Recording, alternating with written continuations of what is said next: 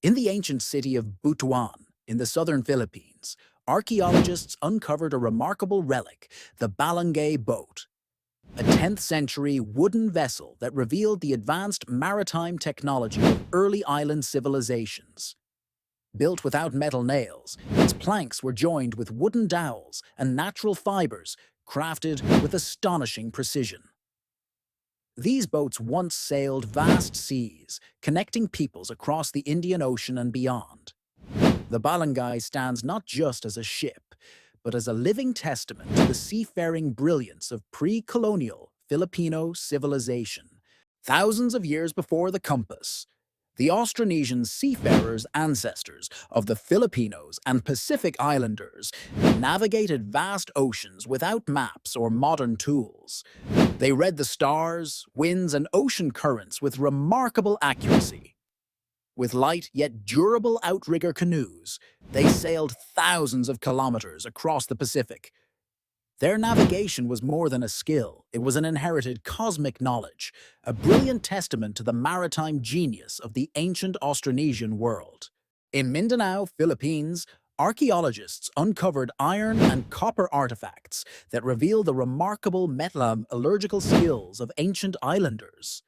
Long before the Spanish arrived, local craftsmen could mine, smelt, and forge metals into tools, ornaments, and weapons with exceptional precision. Their small workshops may have served as early industrial hubs supporting trade and agriculture across the islands. These findings prove that ancient Filipinos were not only skilled navigators, but also brilliant engineers whose craftsmanship marked an early age of innovation. Built in 1593 in Manila, Fort Santiago stands as a symbol of Spanish colonial power and defense engineering in the Philippines. Constructed from limestone, red brick, and fortified with underground canals, it was designed to withstand both sea and land attacks while protecting the colonial seat of power. Its European-style architecture was adapted to the tropical climate of Asia. For centuries, the fortress bore witness to wars, invasions, and the struggle for freedom. A silent guardian of the Philippines' long and resilient history. From 1565 to 1815, the Manila-Acapulco galleon trade linked Asia and the Americas in one of history's earliest global networks. Massive Spanish galleons, built with advanced European navigation and craftsmanship, sailed across the Pacific carrying silk, porcelain, and spices to Mexico, returning with silver and precious goods. The voyage took months, testing human endurance and maritime skill. Manila flourished as a global crossroads where cultures, ideas, and economies converged. More than a trade route, it marked the dawn of globalization, and the Philippines stood at its very heart. In 1593, the Doctrina Christiana became the first book printed in the Philippines, marking the dawn of Southeast Asia's printing technology. Made through xylography, or woodblock printing, each page was carved by hand onto wooden blocks, showing remarkable craftsmanship and care. The book contained prayers and teachings in Spanish, Tagalog, and Baybayin script, blending cultures in written form. Beyond religion, the Doctrina Christiana symbolizes the beginning of Filipino creativity in publishing an innovation that opened the path for knowledge, faith, and communication across the islands. In the 18th century, the walled city of Intramuros in Manila built one of the earliest clean water systems in Southeast Asia. Water from natural springs outside the walls was directed through clay pipes into fountains and homes. This network showed impressive urban planning and early engineering skills for its time.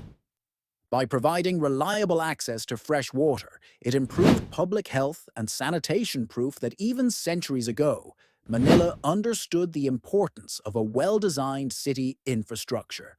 In 1892, the Manila-Dagupan Railway became a landmark of progress in the Philippines during Spanish rule. Stretching nearly 200 kilometers, it connected the capital to the northern provinces, revolutionizing travel, trade, and communication. Steam locomotives thundered across the landscape, replacing horse-drawn carriages and bringing distant communities closer than ever. More than just a transport line, it symbolized the nation's first step into industrial modernity, paving the way for the Philippines' transformation into a connected and forward-looking archipelago. In 1903, the establishment of the Bureau of Posts and Telegraph marked the dawn of long-distance communication in the Philippines. For the first time, messages could travel across islands through telegraph lines and postal networks, linking communities separated by vast seas. This breakthrough not only connected people but also strengthened trade, governance, and national identity. It was the beginning of a new era where wires and signals carried the voices and ambitions of a growing nation into the modern world. Completed in 1921, the Jones Bridge stood as Manila's first reinforced concrete bridge, a masterpiece of American and Filipino engineering collaboration. Designed with neoclassical elegance and advanced materials for its time, it became both a symbol of progress and resilience. The bridge linked not just the districts of the city, but also two eras: colonial modernization and the rising spirit of a nation finding its identity through architecture and innovation. During World War II, the Malinta Tunnel on Corregidor Island became a remarkable feat of wartime engineering. Carved deep into solid rock, it served as both a military headquarters and an underground hospital for soldiers and civilians. Built with precision and reinforced concrete, the tunnel's design protected thousands from relentless bombings. Within its dim corridors, strategies were formed, lives were saved, and history was written. The Malinta Tunnel remains a powerful reminder of human resilience and ingenuity under the harshest conditions of war. In the 1960s, the University of the Philippines introduced the country's very first computer, the IBM 1620. This machine marked the dawn of the digital age in the Philippines, serving as a powerful tool for research, data processing, and scientific learning. Students and professors began exploring computer programming, mathematics, and automation for the first time in local education. Though massive and limited by today's standards, the IBM 1620 symbolized a leap toward technological progress, laying the foundation for the nation's growing expertise in information technology. In 1997, the Philippines launched Agila 2, becoming the first Southeast Asian nation to own and operate its very own communications satellite. This achievement marked a milestone in the country's scientific and technological history, placing the Philippines among the ranks of space-capable nations. Agila 2 enabled improved telecommunications, broadcasting, and data services across the islands, bridging remote communities through technology.